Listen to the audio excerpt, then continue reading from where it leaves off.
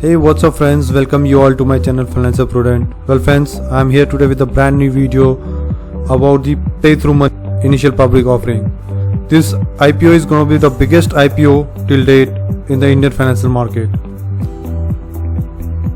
आज हम इस वीडियो में इस IPO की धमाकेदार एंट्री के बारे में बात करेंगे और ये जानने की कोशिश करेंगे कि इस IPO में निवेश करने से पहले निवेशकों को किन 10 बड़ी बातों को जान लेना चाहिए जो कि उनको सही डिसीजन लेने में मदद करने वाला है।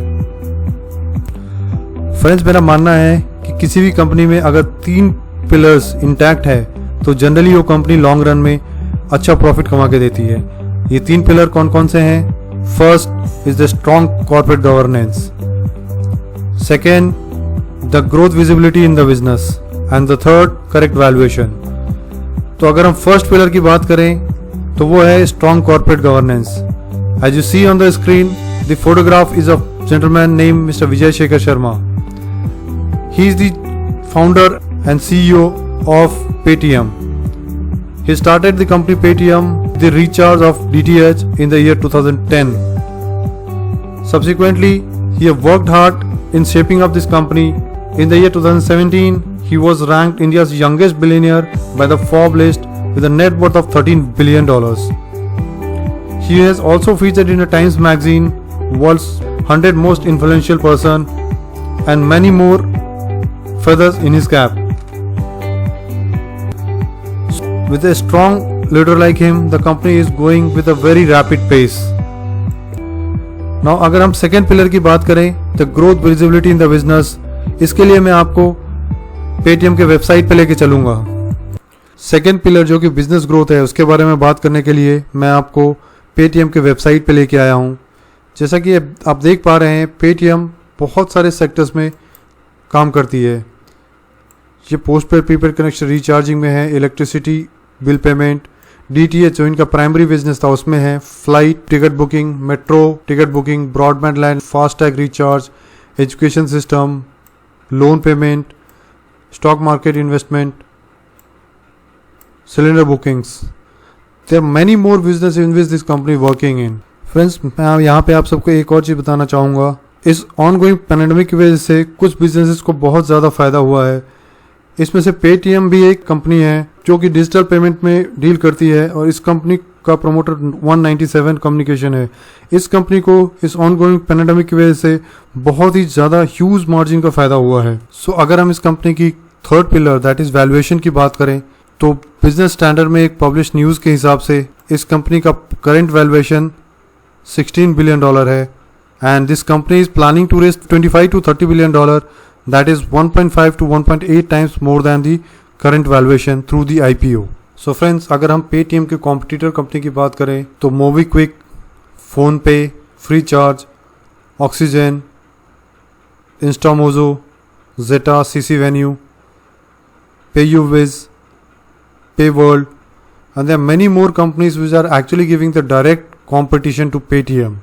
But still, in spite of such a steep competition, this company is leading on the top. So friends, as we all know, since this is a startup company, तो ये हमारे लिए जानना बहुत ज़रूरी है कि इसमें किस किस वेंचर कैपिटलिस्ट ने अपना पैसा लगाया हुआ है एंड इसके एंकर इन्वेस्टर कौन कौन है। सो अगर हम टॉप 3 इन्वेस्टर्स की बात करें तो the first name is mister Warren Buffett. As you see on the photograph, he is the legendary investor and role model for many in the world in terms of investing. He is also invested in Paytm. If we talk about the second biggest personality, he is Mr. Masayoshi Son, the founder and CEO of SoftBank. He is the biggest venture capitalist in the world.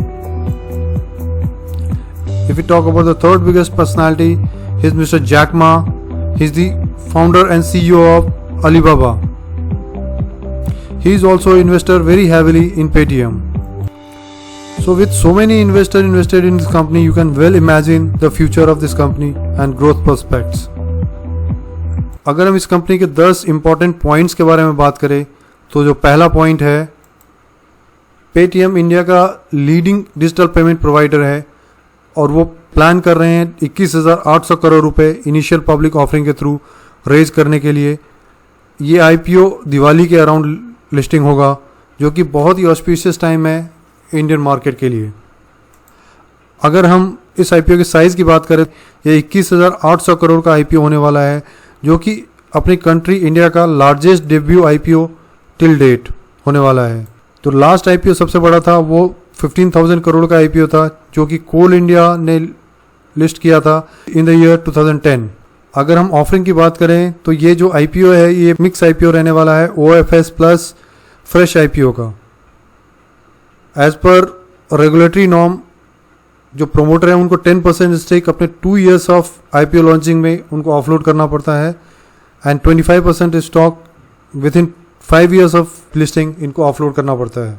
अगर हम fourth important fact की बात करें तो ये point मैंने already cover कर दिया है। ये कंपनी बहुत बड़े इन्वेस्टर्स ने बैक कर रखा है, like Berkshire Hathaway owned by mister Warren Buffett, SoftBank group owned by Masayoshi Son, Ant group owned by mister Jack Ma.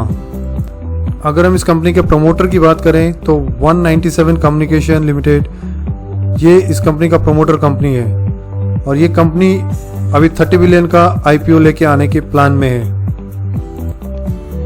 अगर हम 6 नंबर फैक्ट की बात करें तो this bank has shortlisted Morgan Stanley, city group, big names like JP Morgan and other companies for the smooth listing.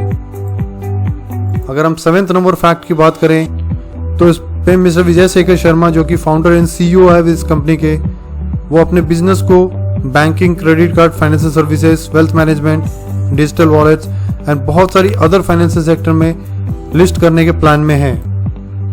अगर हम fact 8 की बात करें तो इस कंपनी के 20 मिलियन मर्चेंट पार्टनर्स हैं, जो कि 1.4 बिलियन मंथली ट्रांजैक्शन करते हैं। अभी जो रिसेंट क्वार्टर रैप अप हुआ है, इस कंपनी के सीईओ मिस्टर शर्मा ने डिक्लेयर किया है कि ये इस कंपनी के लिए अब तक का सबसे बेस्ट क्वार्टर रहा है पोस्ट पैंडेमिक, जिसका रीजन मैंने आपको पहले ही इस वीडियो में एक्सप्लेन किया है।